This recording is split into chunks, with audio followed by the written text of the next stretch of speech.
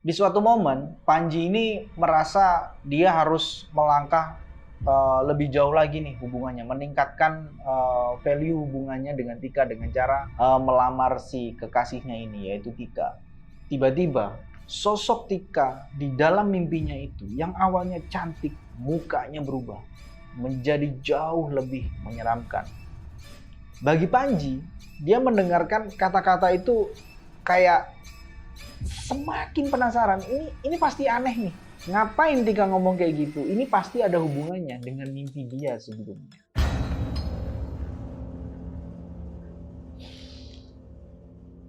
Halo Diazen, bertemu lagi dengan saya Ega di Dia Misteri. Kali ini saya akan membacakan sebuah cerita kiriman dari subscriber Dia Misteri dengan nama Bayu.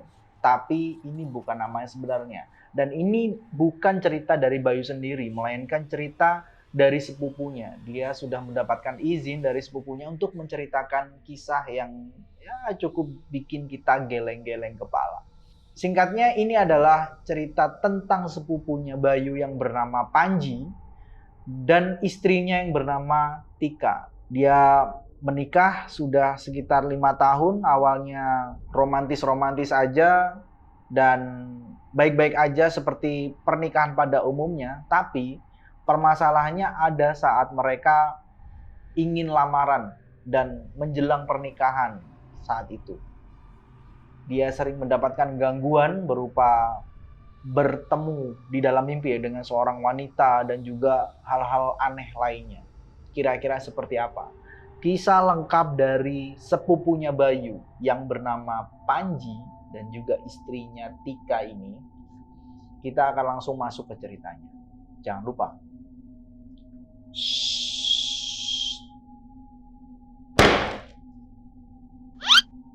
dengerin baik-baik.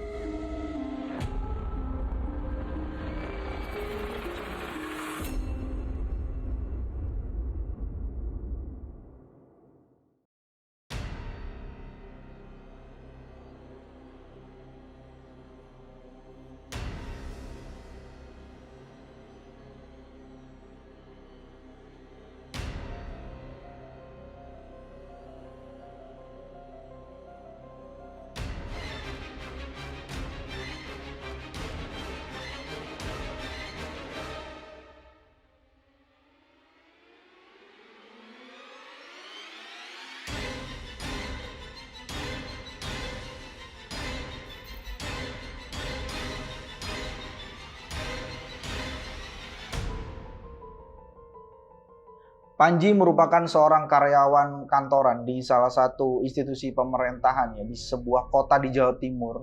Dan dia itu sebagai layaknya pekerja kantoran lainnya, dia berangkat pagi jam 8 dan sore udah pulang. Cuman kalau lagi ada kerjaan di luar kota ataupun ada lembur, dia kadang pulangnya malam.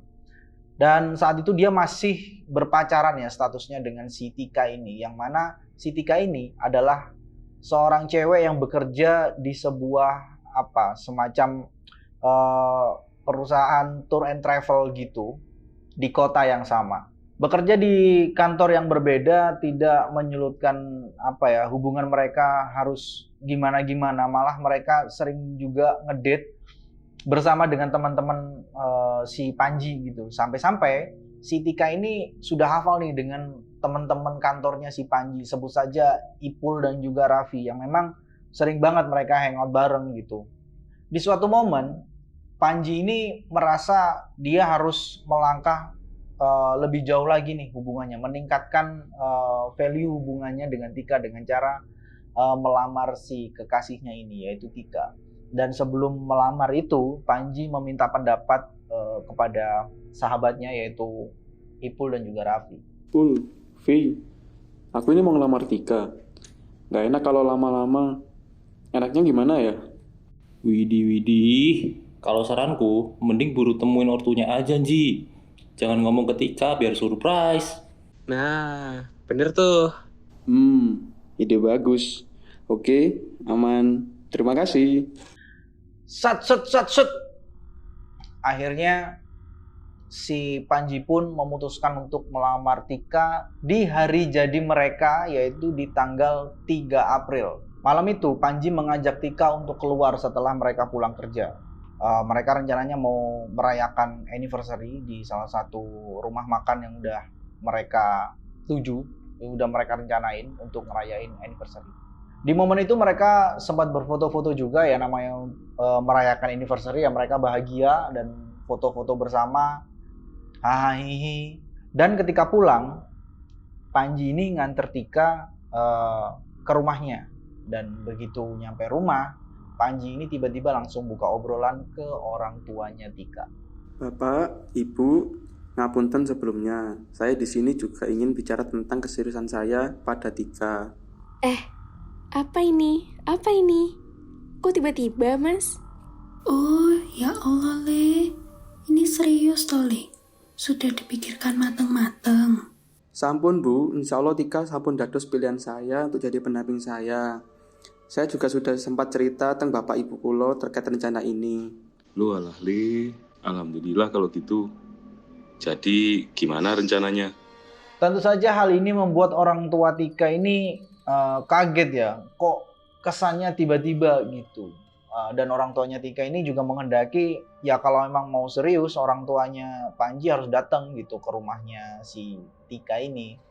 Mendapat respon yang positif, tentu saja Panji sangat senang di sini dan dia juga sangat antusias untuk segera membawa orang tuanya ke rumah Tika.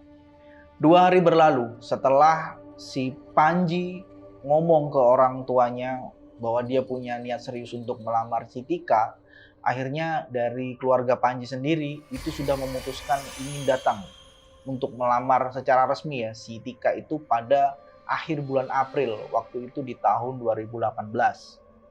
Dan dari obrolan Panji dengan keluarganya itu mencuatlah sebuah tanggal yang akan dijadikan sebagai hari pernikahan Panji dan Tika, yaitu di tanggal 15 Juni, 1,5 bulan setelah proses lamaran. Setelah mengetahui tanggal yang diinginkan untuk menikah, akhirnya Panji pun ngabarin si Tika bahwa tanggalnya ini, bulannya ini kita kayaknya bisa nikah nih gitu. Akhirnya dia ngabarin Tika lewat chat, dan sebelum itu nanti akan ada pembicaraan yang lebih lanjut dengan orang tua Tika juga. Iya, Pak, Bu. Pertimbangannya menyesuaikan juga sama jadwal kantor kita yang lumayan padat. Jadi mungkin baiknya di akhir bulan. Gimana nggih, Pak, Bu? Inggih, Pak, Bu. Nah, kalau tanggal pernikahan insya Allah sekitar pertengahan Juni, tanggal 15. Oh, ya sudah kalau memang keputusan dan baiknya kayak gitu. Nggak apa-apa, Nduk Le. Ibu ikut saja ya. Toh, acaranya kayaknya nggak usah yang besar-besar, tapi pantes. Gimana kalau Bapak? Iya, Bapak sama kayak Ibu Le. Kalau emang akhir bulan enggak apa-apa. Bismillah ya, Nduk. Lancar. Seminggu setelah pertemuan keluarga itu, ini belum lamaran ya. Jadi pada saat mencari-cari vendor untuk lamaran dan lain-lain untuk pernikahan juga persiapannya, semuanya berjalan lancar. Baik Panji dan juga Tika mulai menemukan tuh vendor-vendor terbaik yang mereka inginkan, mulai dari harga, desain dan lain-lain. Tapi di suatu malam Panji ini mulai mengalami gangguan yang bisa dibilang cukup aneh. Sosok Tika yang menjadi kekasihnya itu dibayangkan sebagai orang yang paling tepat dalam hidupnya, menemani dia sampai tua nanti sebagai seorang istri ya. Tapi di mimpi itu dia melihat sosok wanita yang mirip dengan Tika, yang awalnya berbicara lembut, tapi kemudian lambat laun suaranya menjadi agak keras. Gimana, Mas? Kamu seneng kan? Seneng deh, alhamdulillah bisa ngewujudin mimpi kita dulu. Nggak nyangka. Makasih ya. Mas, tinggalin wanita itu. Sama aku aja ya. Maaf, gimana dek maksudnya? Mas sama aku. Tinggalin dia. Dia gak baik. Tukang selingkuh dan menipu. Dasar penipu. Astagfirullah dek, istighfar. Kamu siapa? Tiba-tiba Sosok Tika di dalam mimpinya itu yang awalnya cantik seperti yang ya biasa dilihat, tiba-tiba mukanya berubah menjadi jauh lebih menyeramkan. Mukanya hancur, penuh lubang-lubang kecil di area wajahnya, mengeluarkan nanah dan juga darah dan belatung. Yang lebih aneh, di lubang hidungnya itu mengeluarkan bulu-bulu yang panjang dan lebat. Ini bisa kalian bayangkan sengeri apa wajahnya. Di dalam mimpi itu Panji sadar betul kalau itu bukanlah sosok Tika yang dia kenal. Sosok cantik berkerudung seperti biasanya itu kayak hilang, kayak bukan yang di hadapannya itu bukan Tika. Di sisi lain dia mulai melihat penampakan sosok Tika yang asli, tapi dia sama sekali tidak bisa menduga bahwa ini Tika yang asli atau bukan. Karena sosok Tika yang lain ini berteriak minta tolong. Suaranya terdengar seperti memelas, tapi terdengar samar-samar, tidak begitu jelas. Karena telinganya Panji ditutup oleh sosok menyeramkan yang mukanya hancur dengan tangannya yang panjang.